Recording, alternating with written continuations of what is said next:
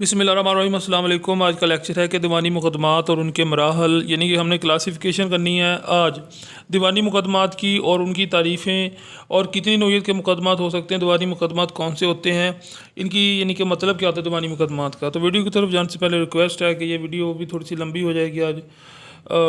तो रिक्वेस्ट ये है कि हमारा चैनल कौन बोलता है ज़रूर सब्सक्राइब कर लें और बेल के बटन पर क्लिक करें ताकि लेटेस्ट अपडेट आप तक पहुंचते रहे। मेरे सब्सक्राइबर काफ़ी ज़्यादा कम है, बिल्कुल ही कम है अभी, और सब्सक्राइबर नहीं बढ़ रहे। चलें, आप जो भी वीडियो देख रहे हैं सब्सक्राइब जरूर कर लिया करें। तो दीवानी मुकदमात की तारीफ़, असल में इसको क्लासीफाइड इस तरह किया गया है कि दीवानी मुकदमात ऐसे मुकदमात हैं कि जब इंसान का आपस में लेन देन होता है, इंसान इस दुनिया में रहता है, इंसान इस दुनिया में जब दूसरे लोगों के साथ मिलता जुलता है तो उसके आपस में कोई मुआहदात होते हैं, मुख्तलिफ़ किस्म नौइयत के मुआहदात होते हैं, वो किसी भी शक्ल के हो सकते हैं। अब इन किसी भी इंसान के साथ कोई कॉल करार किया जाए और वो उसकी पासदारी ना करे तो उसको कंप्लीट कराने के लिए, उसको अपना जो आपका नुकसान हो उसको कंप्लीट करवाने के लिए आप क्या करते हैं, आप दीवानी अदालत सिविल कोर्ट के अंदर आ जाते हैं। सिविल कोर्ट के अंदर आने से आपको पता है कि इसको जो है मुख्तलिफ जो है वो क्लासीफाइड कर दिया गया है और मुकदमात की नौइयत होती है, मुकदमात की किस्म होती है। अब आपने जब आपके पास क्लाइंट आता है तो आपने देखना है कि असल में इसका जो बेसिक पॉइंट है वो क्या है। जो यंग लायर्स हैं उनके लिए मैं ये बात कह रहा हूँ कि जब भी आपके पास कोई क्लाइंट आ जाए, कोई भी आ जाए, आपने फ़र्स्ट ऑफ़ ऑल सबसे पहले अपना कॉन्फिडेंस को बरकरार रखना है।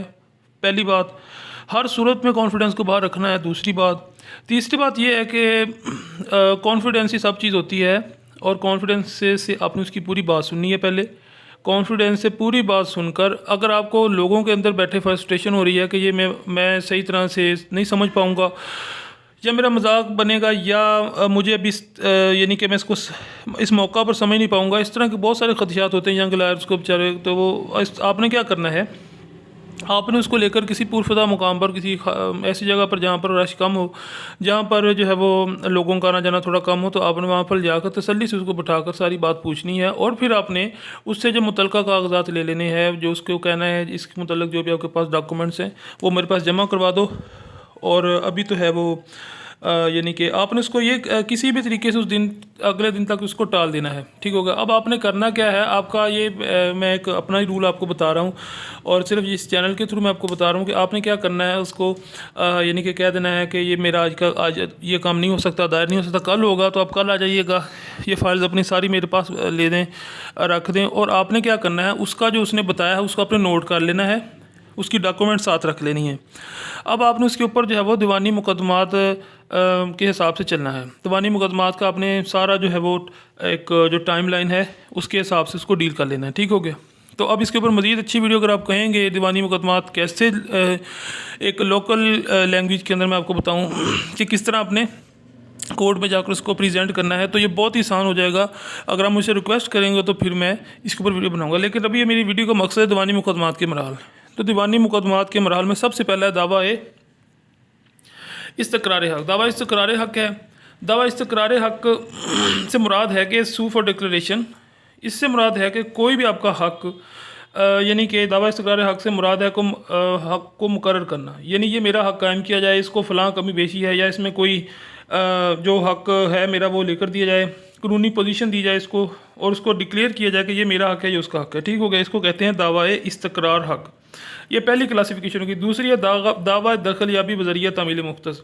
अब दावा दखल याबी बज़रिया तमील मुख्तस, इससे मुराद है कि जो ख़ास माहदा किया गया है उसको जो है वो कंप्लीट करवाने के लिए दूसरे आदमी को कायल किया जाए, हल करवाने के लिए दावा तमील मुख्तस के, यानी जो माहदा किया गया इसको मुकम्मल किया जाए। ठीक हो गया। अगर आपको किसी भी डेफिनेशन की समझ नहीं लग रही तो आप मुझसे कमेंट में पूछ सकते हैं। दावा दखल याबी बज़रिया हक़ शुफ़ा। अब हक़ शुफ़ा कहते हैं कि इसको शुफ़ा किया जाना। हक़ शुफ़ा से मुराद है तरजीह हक़। एक इंसान अगर किसी चीज़ पर हक़ रखता है, इससे ज़्यादा दूसरे इंसान का हक़ बनता है। इस चीज़ पर पहले इंसान से ज़्यादा दूसरे का इंसान का हक़ है, पहले इंसान की निस्बत दूसरे को ज़्यादा तरजीह है। और जिस चीज़ का मुतनाज़ा हो कि किसको इस चीज़ का हक़ हासिल है, तो दो फ़रीक़ अदालत में बज़रिया हक़ शुफ़ा दायर करने का हक़ रखते हैं। ठीक होगा। नंबर 3 आ गया दावा हुक्म इम्तनाई व दवामी तकीदी। इससे मुराद ये है कि अदालत किसी काम को रोकने या किसी काम को करने का हुक्म दे, यानी इंसान को रोका जाए कि वो हुक्मन रोका जाएगा फ़लाँ काम ना करे, इस किसी और का हक़ है, मेरे हक़ में हमेशा के लिए बाज़ ममनू रहे। एक मिसाल, आपकी ज़मीन है, कोई उसके ऊपर गैर कानूनी तौर पर काबिज़ है और आपके पास उसके असल में डॉक्यूमेंट्स हैं, आप उसके असल माल को मुख्तार हैं, तो कोई दूसरा इंसान जब उस पर कब्ज़ा करने के लिए आए तो आप जो है वो उसके ऊपर कोई गैर कानूनी तामीर करे। ज़्यादातर जो रिश्तेदार लोग होते हैं उनके पास वो ऐसा काम करते हैं। तो आपने क्या करना है, अदालत में जाकर दावा हुक्म इम्तनाई व दवामी तकीदी कि जनाब ये मेरी ज़मीन है, यहाँ पर मैं मालिक हूँ और ये जो है वो जानबूझ के इस पर कब्ज़ा करता है, इसको रोका जाए, आइंदा ये काम ना करे, वरना जो है उसको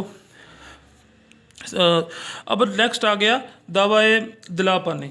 दावा दिला पाने से मुराद है कि अगर आपने किसी आदमी के साथ रुपए वगैरह किसी के पास और माल रकम वगैरह वापस ना दे तो आप अदालत में सू कर सकते। एक मिसाल, आपका किसी के पास 10 लाख रुपए है और वो आपको नहीं दे रहा, तो आप उसको अदालत से ले दावा फहमीदगी हिसाब। अगर कोई इंसान के साथ आपने कारोबार किया है और कारोबार में आपको लगता है कि वो टाल मटोल से काम ले रहा है और वो आपको सही हिसाब किताब नहीं दे रहा, तो आप अदालत में सू करके अपनी सही कोशिश पूरी कर ली, लेकिन फिर भी नहीं करा, तो आप अदालत में सू करके दावा फहमीदगी हिसाब किताब का तो आप उससे हिसाब पूरा कर सकते। दावा तकसीम मुश्तरका खाता रादी, तो ये दावा है कि अगर आपकी ज़मीन जो है वो भी मुश्तरका है, उसमें आपका वो हिस्सा है, आपकी विरासत है, आपके वालिद साहब के नाम थी और आपके पास अभी तक मुंतकिल नहीं हुई, तो आप इससे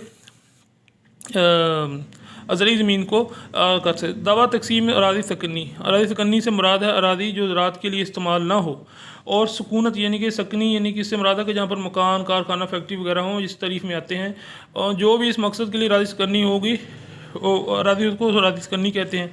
तो दावा सकनी अरादी की तकसीम के लिए दावा तकसीम अरादी सकनी कहलाता है। ठीक हो गया। अब आपने ये ऊपर वाला ज़रूरी तो ज़मीन के लिए, नीचे वाला रहायशी ज़मीन के लिए है।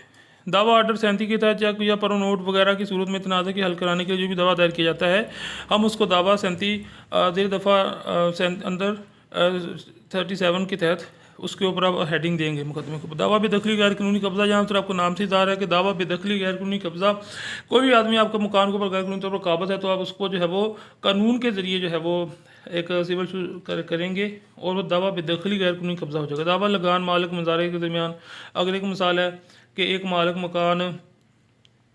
मालिक अराज़ी अपनी ज़मीन काश के लिए किसी दूसरे शख्स को देता है और दोनों के दरमियान मालिक मज़ारे का रिश्ता कायम हो जाता है, और मज़ारे के दरमियान कोई शराइत तय हो जाती है। अगर मज़ारे इस बात को पूरा नहीं उतरता, कोई लेन देन का तनाज़ा हो जाए वगैरह वगैरह, तो इसके लिए जो मालिक है वो केस कर सकता है और मज़ारे से जो है वो दरमियान लेन देन का मामले को बज़रिया लगान दायर करके हल किया जा सकता है। दावा अज़ाला हुसियत उर्फ़ी, अगर किसी शख्स की किसी कौल फ़िल वगैरह की वजह से नुकसान हुआ हो, तो इसके लिए जो दावा दायर किया जाएगा इसको दावा अज़ाला उर्फ़ी कहते हैं। यानी कि उसकी जो हैसियत है वो माशरे के अंदर वो ख़राब हुई और उसके लिए उसने सू फॉर डेफामेशन किया, तो इसको कहते हैं दावा अज़ाला हैसियत उर्फ़ी।